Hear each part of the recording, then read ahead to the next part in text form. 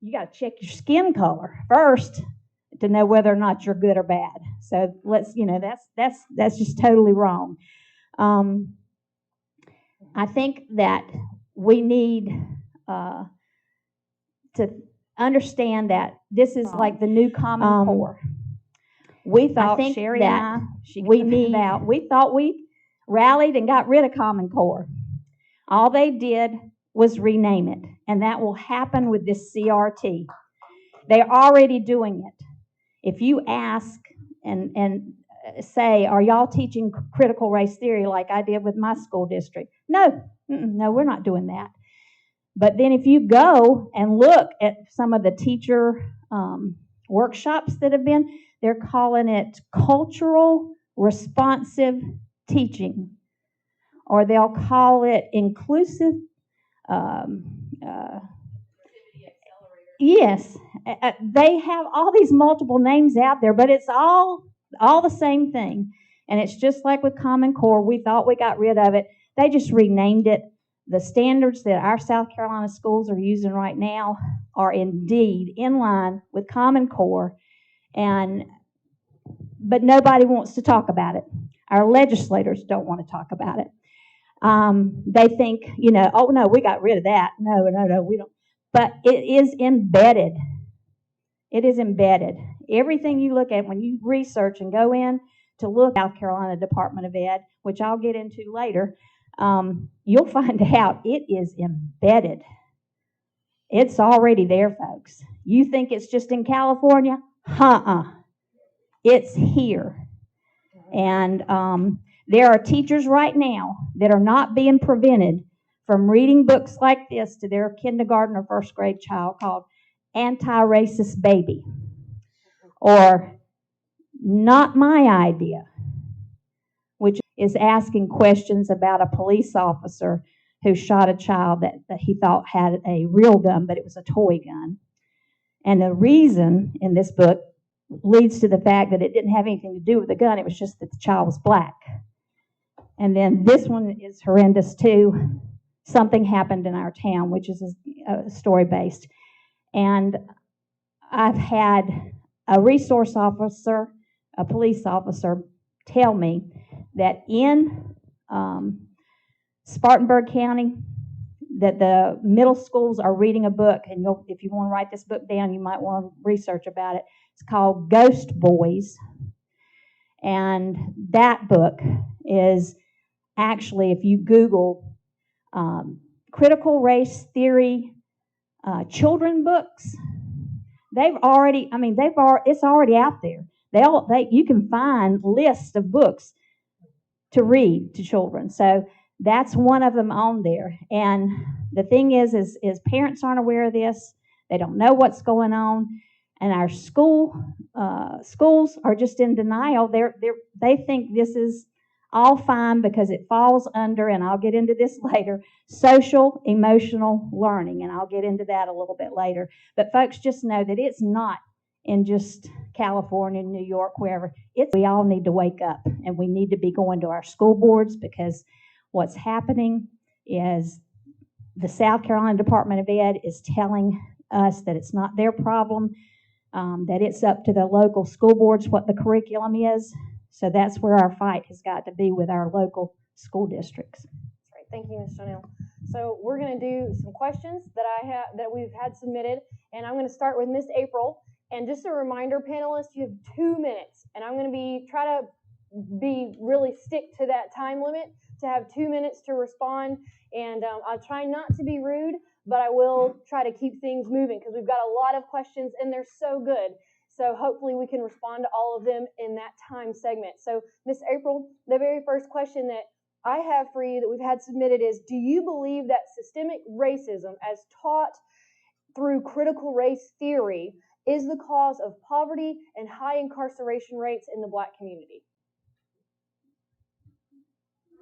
Well, let's talk about the first issue of the question, and I'll try to be quick because I have a lot on my mind regarding this.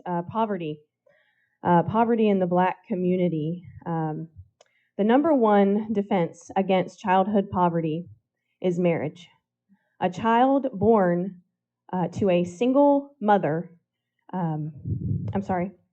Across the country, there are about 70% of Black children that are born into single-parent households. Government had a study that was done and submitted to Congress in 1996 from the Department of Health and Human Services, and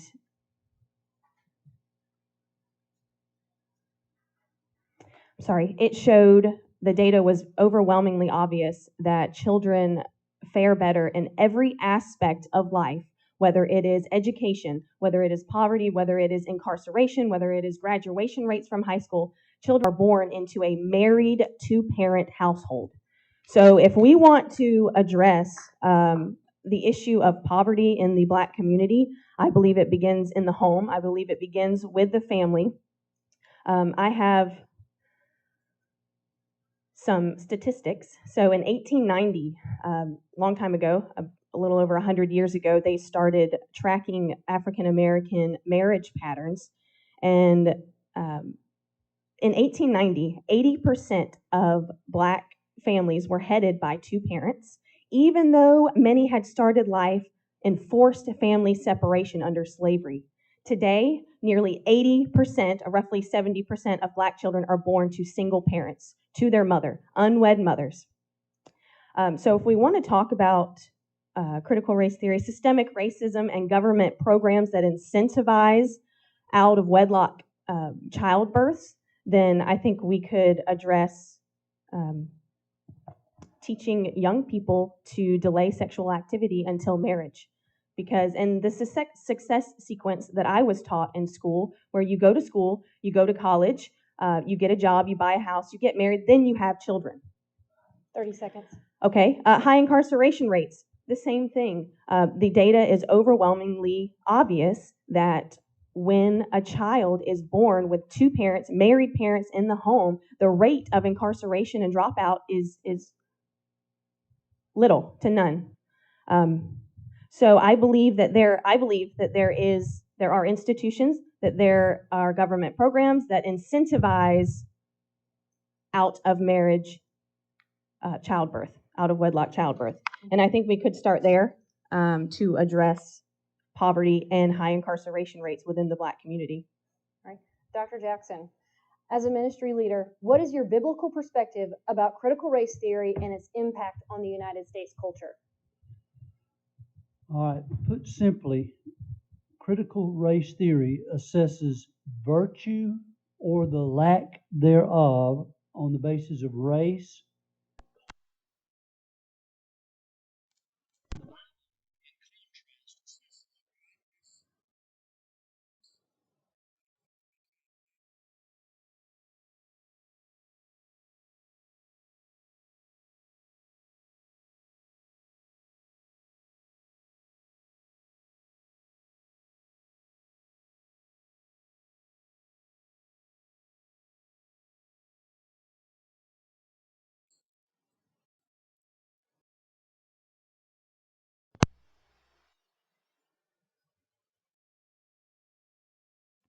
which is why the gospel of Jesus Christ is the only means of salvation from God's just wrath against sin.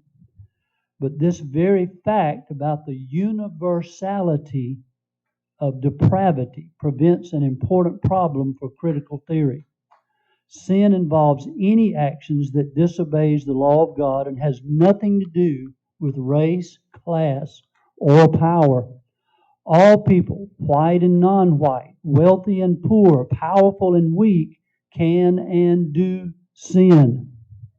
And all people have the potential to act righteously through the regenerating and sanctifying power of Holy Spirit. According to Scripture, good or evil have nothing to do with race or class or power. Good and evil are determined by the individual actions of moral human agents. Therefore, critical race theory is not a helpful tool for evaluating society because it defines morality on the basis of categorizations inconsistent with biblical teaching. CRT teaches us that racism is institutional or structural. But I would submit to you that racism is individual, just like every other sin is individual. Thank you, ma'am. Dr. Thompson, can you tell us about growing up as a black child in the 60s and how this experience influences your opinion about critical race theory? Question.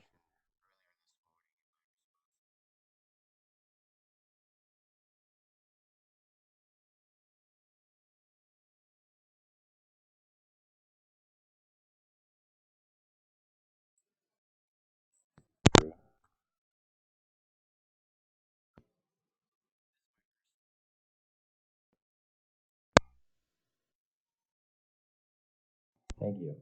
My parents, my dad went to medical school in Meharry in Tennessee, and my mom went to nursing school in Vanderbilt. And part of our family legacy was learning how my dad, on his way to the hospital to perform medical procedures, had to get on the bus and was sitting in the back of the bus. And in the front of the bus were the people he was getting ready to operate on.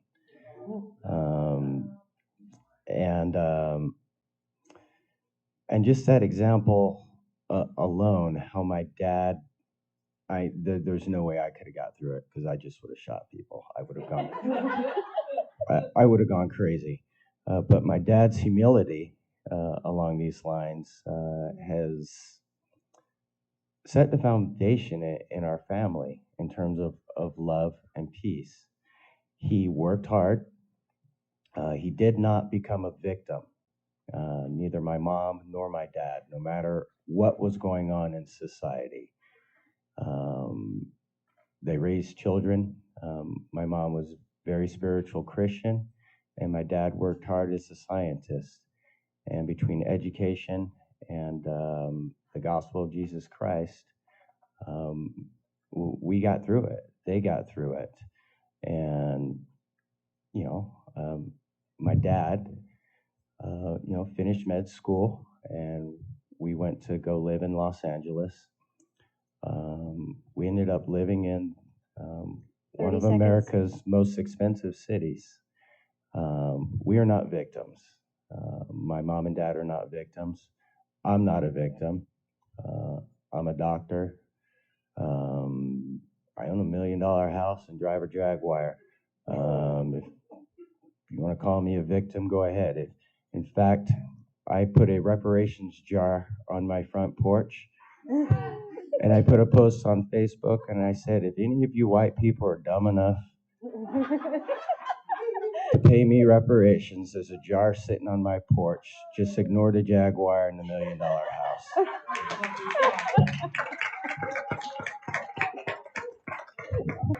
If I put something in the jar, would it alleviate my guilt?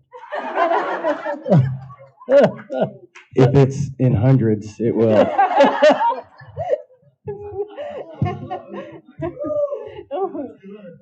Senator Law, President Donald Trump formed the 1776 Commission in response to the New York Times 1619 Project, which, among other false claims, suggests that the American Revolution was fought to protect slavery. Can you tell us about the Restore America's Foundation Act? You sponsored this session. Well, I did, and I was asked to sponsor that particular legislation. My thought on that was, and the reason we needed the whole, I say the whole number of legislators, senators are concerned with the fact that we don't know our own history. We don't know what the founding fathers put into the Constitution. We don't read about them asking for divine guidance as they were making that legislation. I didn't go into the background previous to that about what the former president did that for, but I thought the purpose was legitimate, and so that's why I sponsored. And I've taken a lot of grief for that too. And I got a letter from, I was raked over the coals from a lady from Charleston, apparently a school teacher, I'm not sure what was so interesting. 3 weeks later, I got a letter from a gentleman down there who was concerned about one of the schools down there that was teaching critical race theory or something very similar to that. down there. Our children need to know and understand where we came from and what our forefathers went through. It's interesting to me now. My oldest granddaughter, granddads always talk about their grandchildren, but when I think she was 14, on the way to school one day, she says, "Papa, do you realize that most of the people in I think it was a government or history class, don't know there's 3 branches of government?"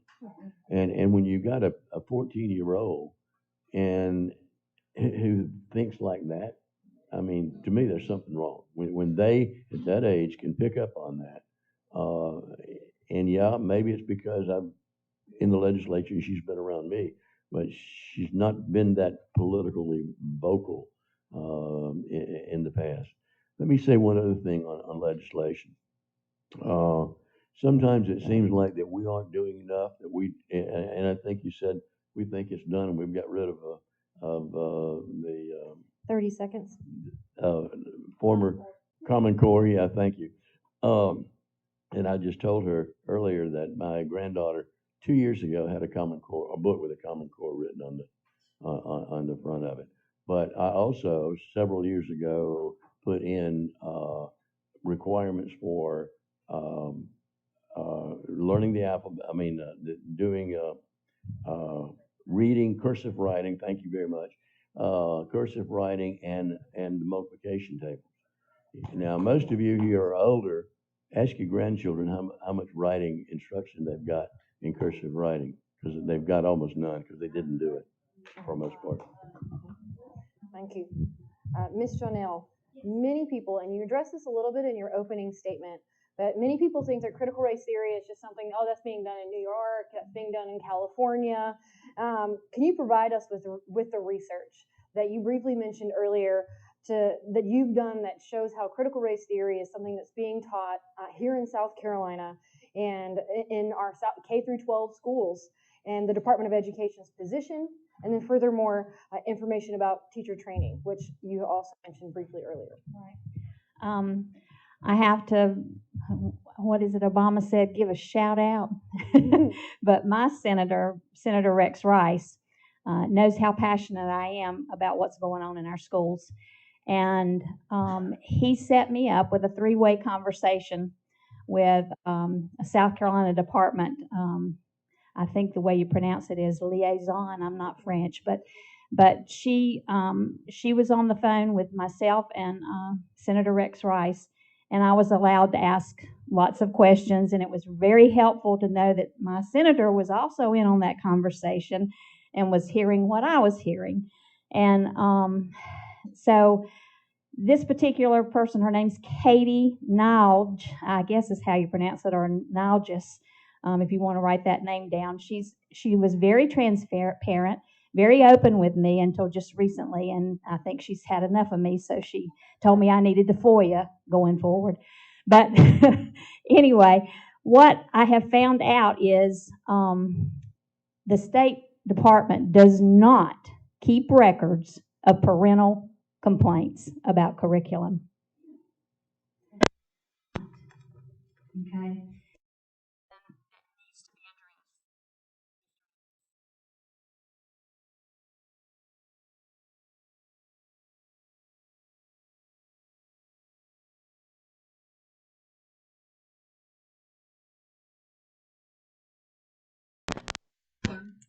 School districts, Anderson, Ringgold, my area, and upstate, and I haven't gotten a response back yet.